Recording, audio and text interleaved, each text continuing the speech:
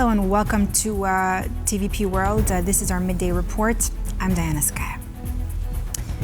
And we begin in the Czech Republic. A political uproar surrounding the likely new Prime Minister Andrej Babiš's ownership of an agrochemical company is set for debate in the country's parliament this evening.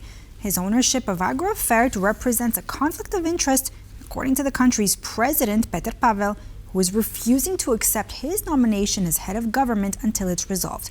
Our correspondent for the Czech Republic, Andrej Sweeney, has more.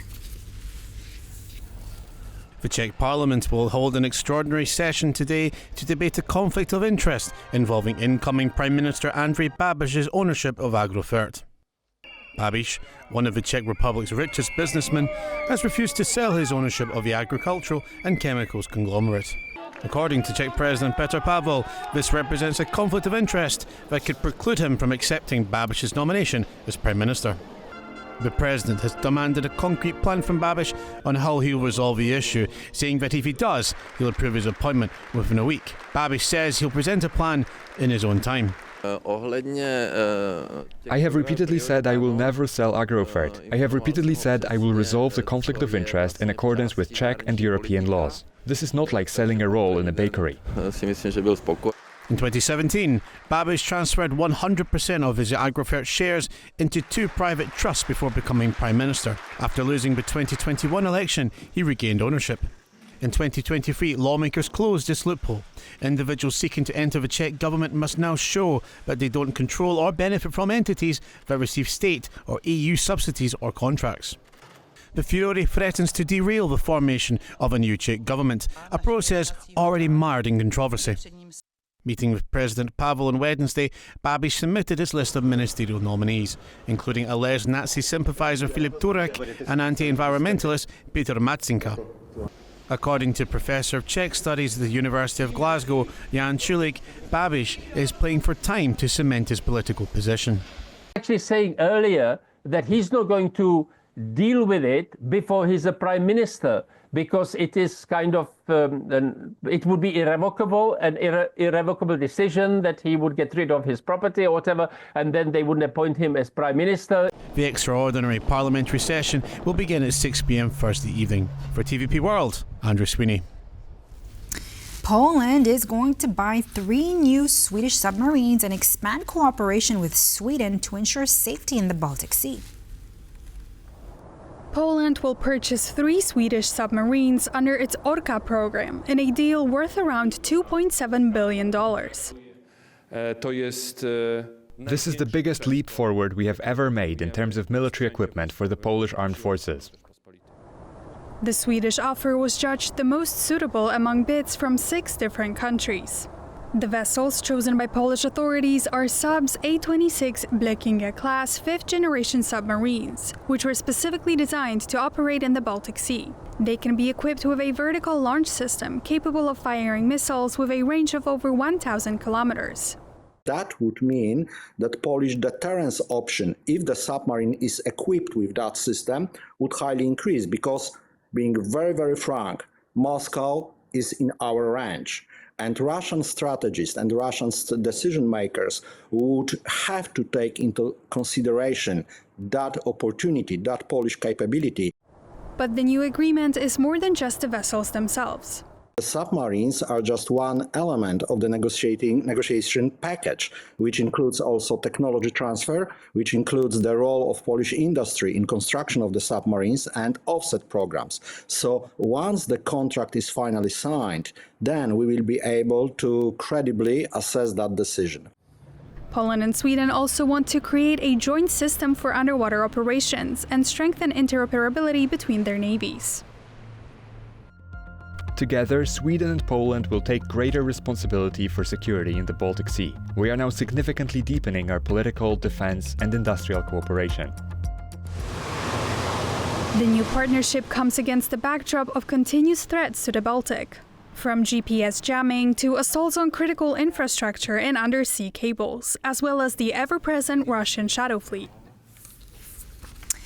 On the Pokrovsk axis, where the heaviest fighting is taking place in Ukraine, Ukrainian troops view any move to freeze the front line, along with the U.S. proposed peace plan, as a betrayal. Now, Ukraine's general staff and Western analysts say that Russia has concentrated the bulk of its forces there in an effort to capture Pokrovsk, a key logistical hub in the Donbass. Vota correspondent Vyacheslav Lakomkin visited the 68th Separate Jager Brigade and learned why the soldiers believe that any peace at this moment would only postpone a new, even more powerful offensive. Considering the current weather conditions, they allow us to set up an alternate firing position, so to speak, in a safer place. We're trying to prepare for the future. We were driving to Pokrovsk and hit a mine with the rear wheel. And on the way back, an FPV drone flew into the right side of the vehicle. Everyone got out alive and well. I was concussed, and my eardrum was ruptured. This is already their famous Rubicon. They learned to hit our rear positions back in Kursk. The Russians can fight too. And they've learned a lot from our guys. They lay mines, drop munitions from drones, and their ambush drones are quite advanced. We strike their concentration points, their personnel, groups of about 10 to 20 people. As soon as we locate them, we immediately start hitting them, sending as much as possible their way. Many brothers in arms have been killed in different units, and the more politicians make such plans public, the more the guys read it, their morale drops. No one will agree to this plan. If everything gets frozen, the Russians won't stop there. They might pause for a year or two, no one knows. They'll bring in more troops, regroup, bring in more weapons, upgrade them, and then they'll come at us again. The European Commission is demanding answers from Chinese online marketplace Shein over the sale of illegal products on its platform. Now, this comes after consumers reported finding childlike sex dolls and illegal weapons appearing in listings. We're now joined live by our correspondent who's in Brussels, Kazimierz Wyszak. Kazimierz, this is quite a story unfolding. Now, what does this all mean for Shein? How serious are the Commission's concerns? And I do believe you've just received some news about this. Please do share.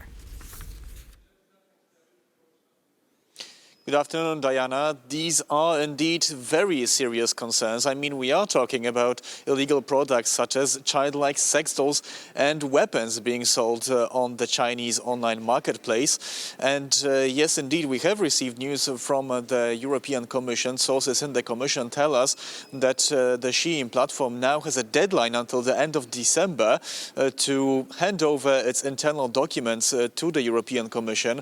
Documents which are meant to prove that the platform is actually taking concrete steps to mitigate these products appearing on its platform and to protect online users. This falls under the EU's Digital Services Act, a piece of legislation meant to protect EU online consumers and especially minors.